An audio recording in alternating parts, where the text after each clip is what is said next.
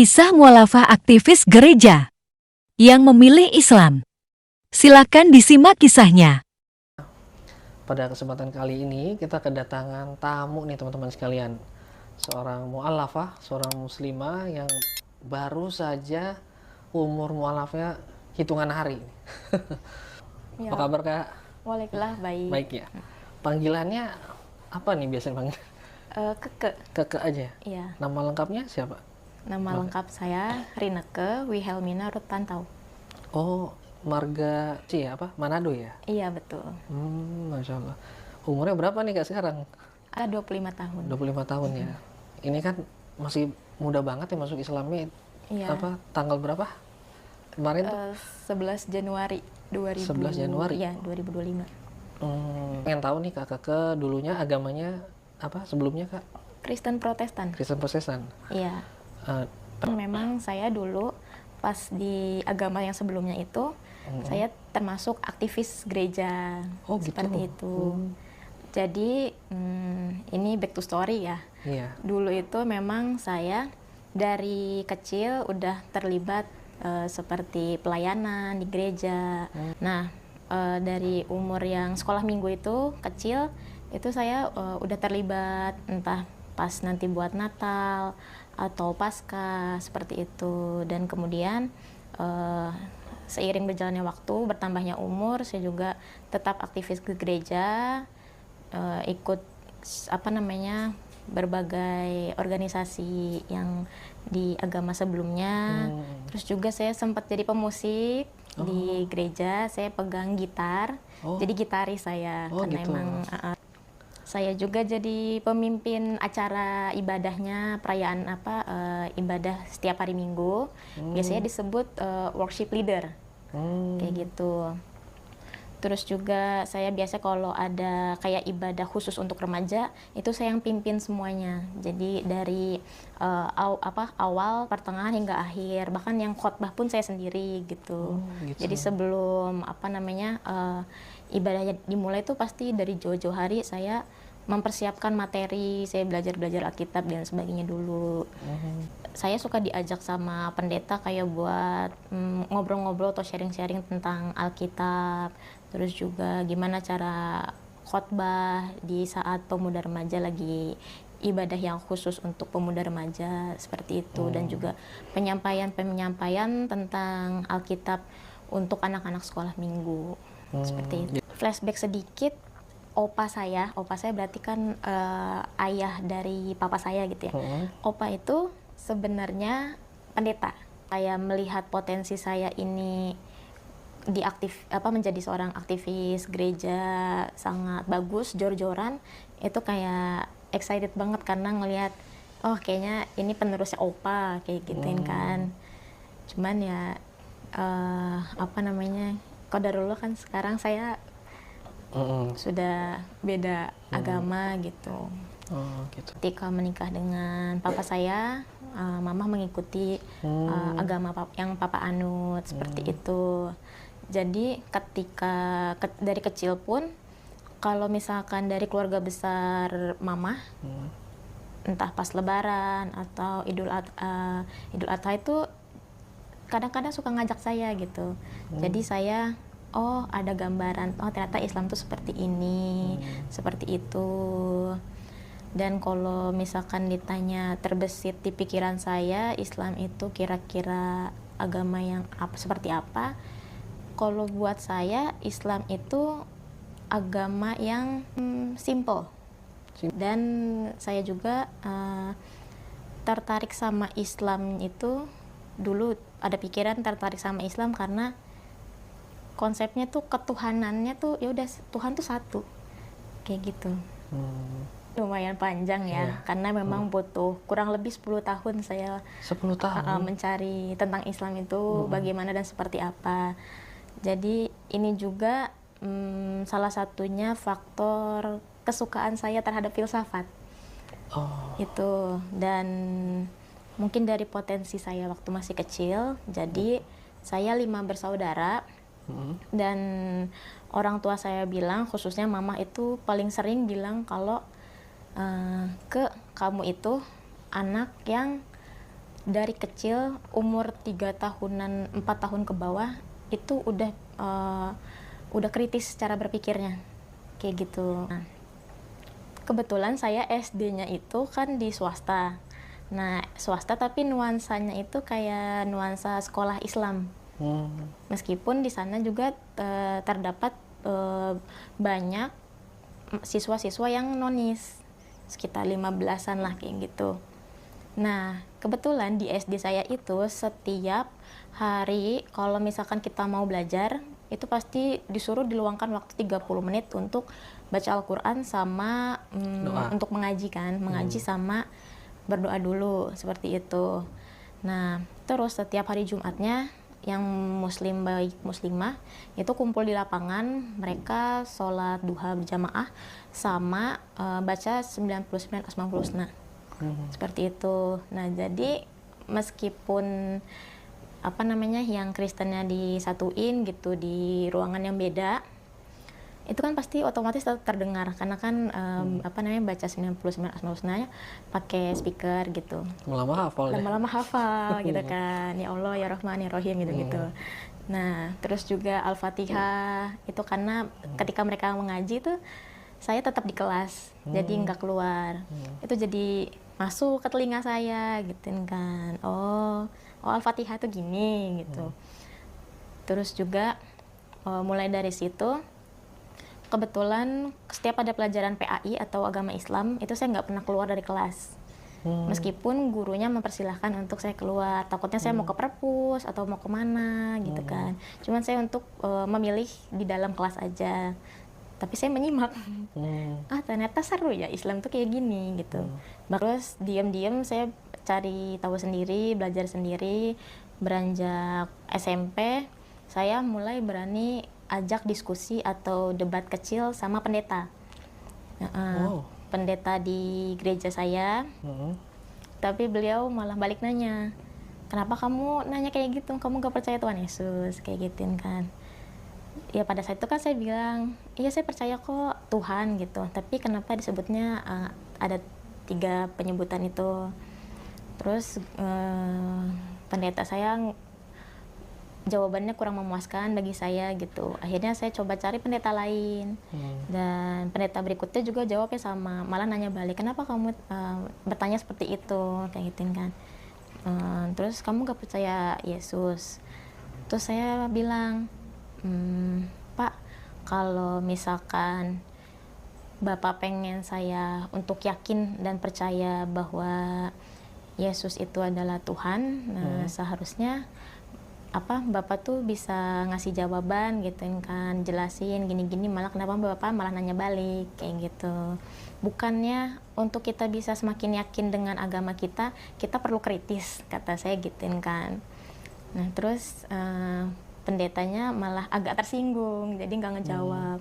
Ya udah akhirnya saya balik pulang. Terus saya tanya lagi sama pemuda remaja yang kebetulan mungkin ilmunya lebih tinggi daripada saya. Demikian pertanyaannya juga sama, balik nanya, kenapa kamu tanya kayak gitu? Ini kenapa semua yang saya tanya pertanyaannya kayak gitu. Terus akhirnya saya mungkin mulai agak ragu gitu kan terhadap agama saya yang dulu.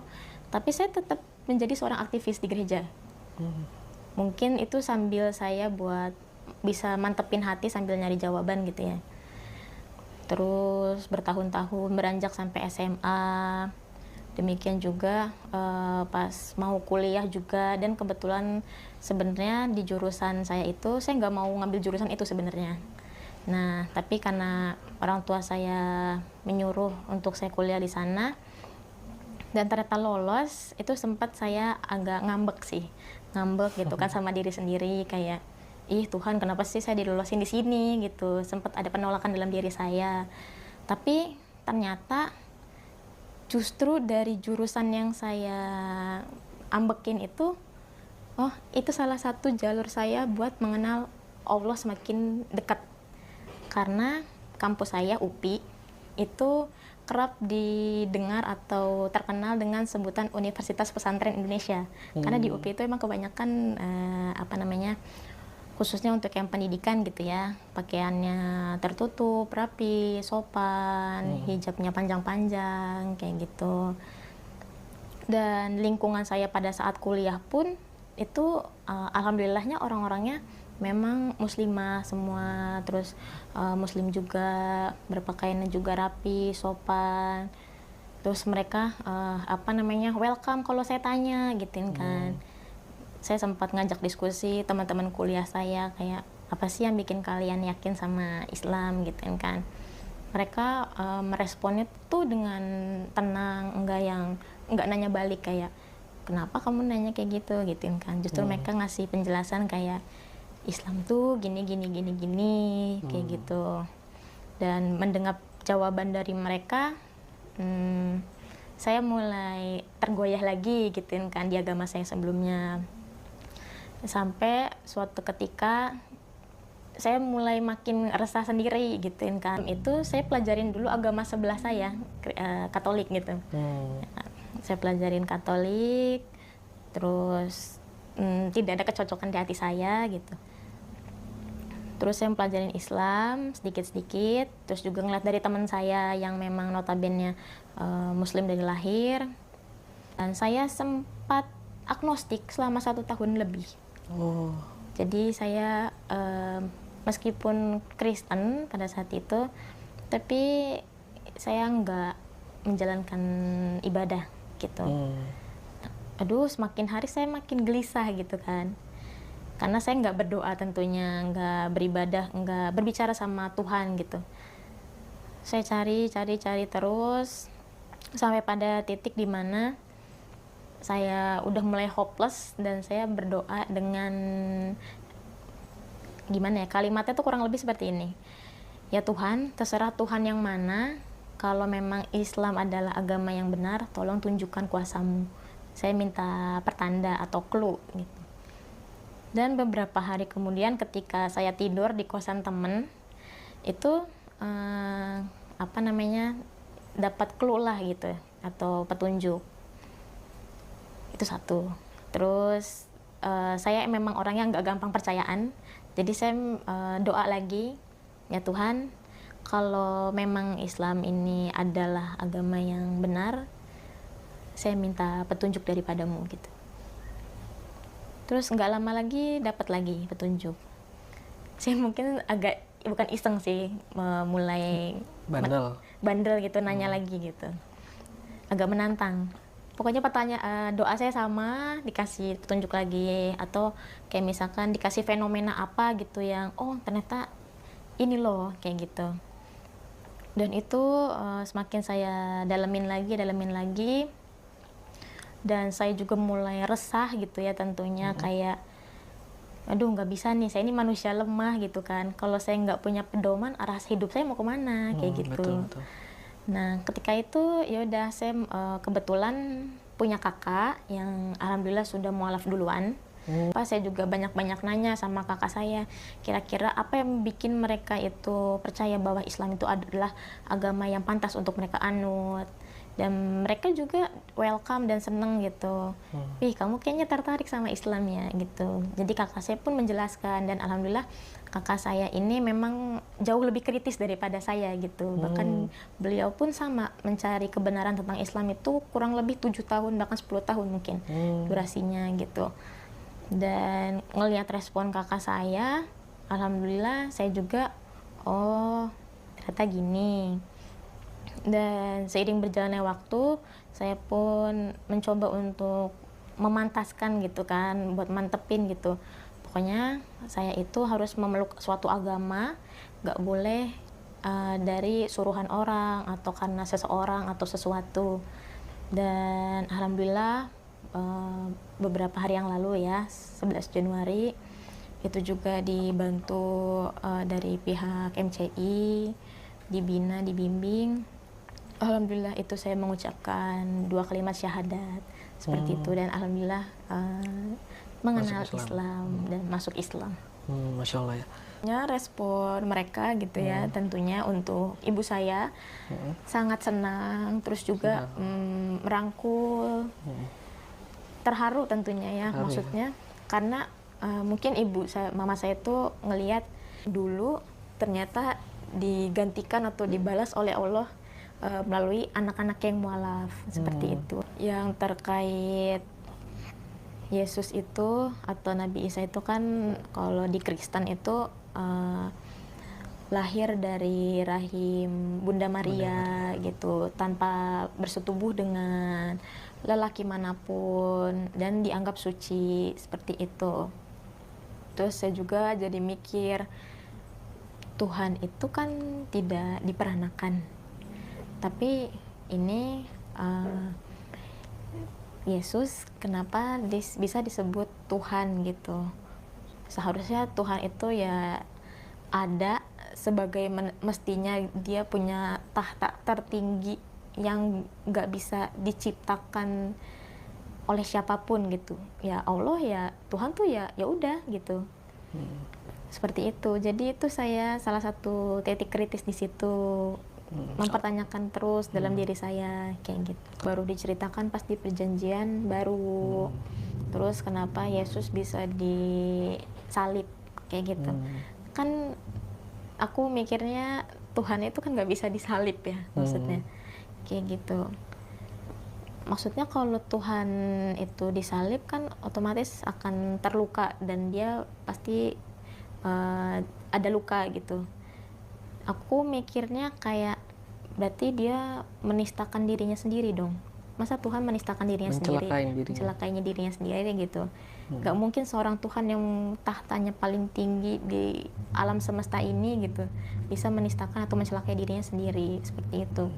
Tuhan itu kan kekuatannya udah super power gitu. Waktu aku kecil mikirnya kan Tuhan kan ibaratnya mah kayak Ultraman itu kan punya kekuatan super gitu. Kenapa dia nggak pakai kekuatannya aja gitu? Kenapa harus mencelakai dirinya sendiri gitu? Demikian aku mikirnya juga Tuhan itu kan kekuatannya udah sangat tertinggi, tak terbatas gitu. Siapapun nggak bisa mengalahkan Tuhan gitu.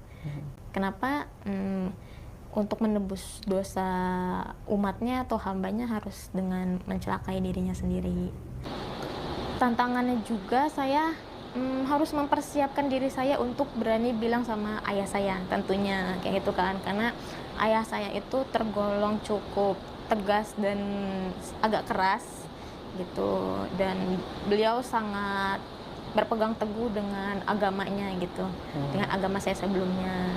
Jadi saya pun harus berpikir di waktu yang tepat kapan untuk berani bilang sama beliau gitu, dan tentunya harus bilang dengan cara yang baik, sopan, biar beliau itu tahu kalau oh Islam tuh ternyata memang mengajarkan hal-hal yang baik juga gitu. Tuh selesai baca 2 kalimat syahadat tuh saya langsung nangis karena ngerasa kayak dirahmati Allah gitu, kayak istilahnya mah dirangkul sama Allah secara nggak langsung gitu, kayak selamat datang atau welcome kayak gitu. Kebetulan saya umurnya 25 tahun gitu, tahun ini 26 nanti Juli. Kalau nikah saya nggak tahu ya, karena itu kan balik lagi ngikutin dari flow-nya aja ya. Iya, let it flow gitu. Yang pastinya yang saya yakini itu ketika seseorang mau terus untuk belajar dan berubah ke arah lebih baik, insya Allah Allah itu bakal kasih pendamping gitu, buat mensupport gitu seseorang untuk jadi teman hijrahnya gitu. Dan kalau untuk nikah mungkin target gitu ya di kisaran ya 1 sampai 2 tahun lagi kali ya. Udah punya calon kali ya Kak? Alhamdulillah belum sih Mas. Belum. Mungkin udah ya Allah yang siapin Ya langsung. udah. Saya sangat berharap gitu ya, orang tua saya tentunya bisa mendapatkan hidayah supaya orang tua saya bisa mengenal bahkan masuk Islam gitu. Jadi bisa sama-sama antar kalau ibadah bareng gitu atau sholat tuh sholat berjamaah kan kelihatannya tuh adem banget gitu nikmat ya. sekali ya. Nikmat gitu. Itu kayak hadiah yang paling terindah kayaknya di hidup saya. Harapan saya papa itu bisa menerima anaknya kalau sudah berbeda keyakinan dengan papa tentunya, terus juga papa mulai menerima atau bisa mentoleransi kalau Islam itu tidak seburuk yang orang-orang pikir, bahkan papa pikirkan. Karena saya juga yakin kok agama yang lain pun mengajarkan hal-hal yang baik. Demikian pun Islam gitu.